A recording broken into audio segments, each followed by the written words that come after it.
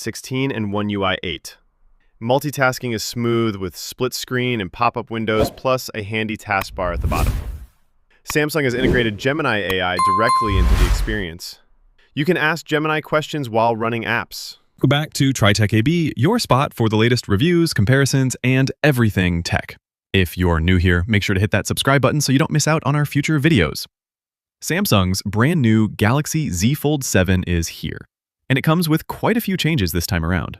So what's new, and could this finally be the foldable phone you've been waiting for? Let's find out in our full Galaxy Z Fold 7 review.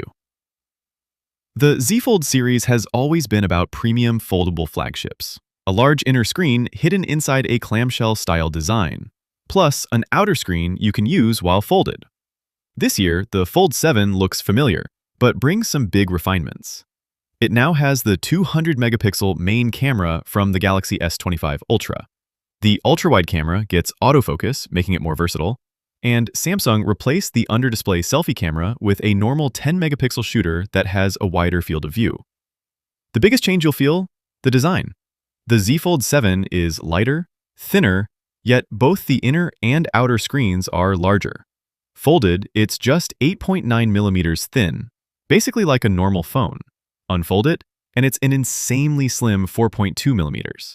Despite being taller and wider, it's 24 grams lighter than last year. Durability hasn't been ignored. Gorilla Glass Victus 2 on the back, an Armor aluminum frame, and an IP48 rating for water and dust protection. The hinge is smaller but tougher, folding shut without gaps. The crease is still visible, but slightly flatter to the touch. The inner screen is now a full 8-inch foldable OLED panel with high-resolution 120Hz refresh rate, HDR10 Plus support, improved durability thanks to thicker glass and a titanium plate layer. The one downside? No more S Pen support. The outer screen has grown too, 6.5 inches, 1080p, 120 Hz, and now with a 21:9 aspect ratio, making it feel like a normal phone screen instead of a narrow remote control style.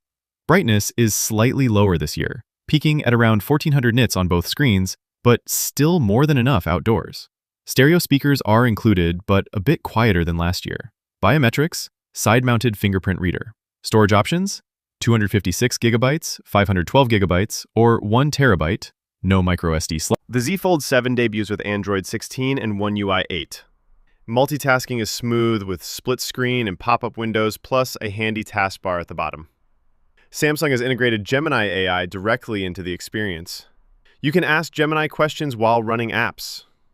Use Gemini Live to point the camera at something and get instant help. AI can even pull info from multiple apps to give you smarter results. And yes, Samsung promises 7 years of major updates and security patches. Under the hood is the Snapdragon 8 Elite for Galaxy chip, just like the Galaxy S25 Ultra. Benchmarks are excellent, but under stress it suffers from thermal throttling, just like many other flagships. Battery capacity remains 4,400 mAh. Inner screen endurance 11 hours 44 milliamps, outer screen endurance 12 hours 56 milliamps. Final conclusion.